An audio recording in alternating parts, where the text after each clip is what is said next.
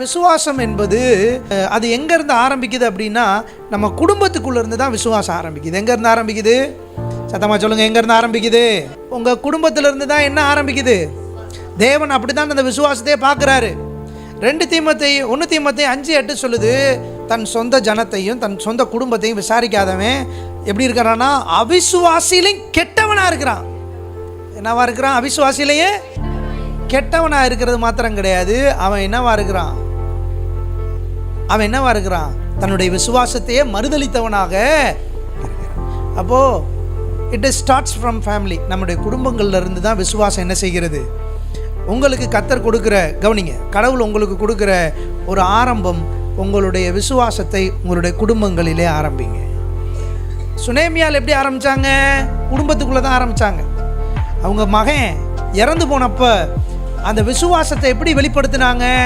மரணத்தை வாயை திறந்து பேசக்கூட கிடையாது. ஏன் ஊழியக்காரர்கிட்ட கூட என்ன செய்ய கிடையாது?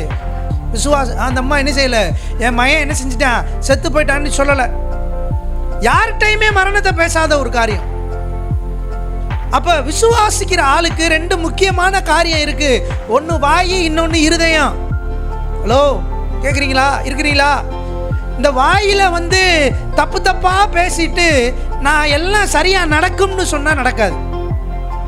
சூனேமியாளுக்கு அது ரொம்ப நல்லா தெரியும். அதனால தான் அந்த அம்மா என்ன பேசுச்சு?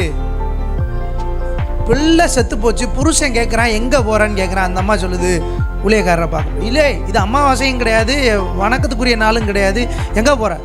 ஓய், ஊழியக்காரரை பார்க்க போகிறேன், அவ்வளோதான். ஊழியக்காரரை பார்த்தா ஊழியக்காரரு கேசிட்ட அந்த வேலைக்காரன்ட்ட கேட்டு விடுறாரு, எப்பா சுகமாப்பா அப்படின்னு கேட்குறாரு. உன் மகன் சுகமா, நீ சுகமா, உன் பிள்ளை சுகமா? நம்ம ஒரே வார்த்தை சொல்ல, எல்லாரும் சுகம்.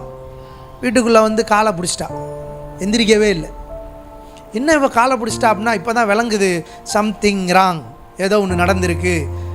இவர் என்ன சொல்கிறார்? எலிசா, எனக்கே தெரியாமல் ஆண்டவர் என்கிட்ட ஒரு விஷயத்தை மறைச்சிட்டாரு அப்படின்னு.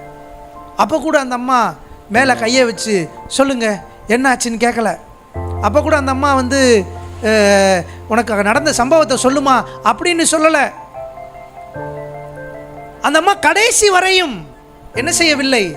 தன் வாயை திறந்து மரணத்தை பேசவே இல்லை. இப்போ நான் உங்களுக்கு சொல்கிறேன், உன் குடும்பத்தில் ஒரு பெரிய அற்புதம் வேணும் அப்படின்னா உன் வாய் ரொம்ப முக்கியம்.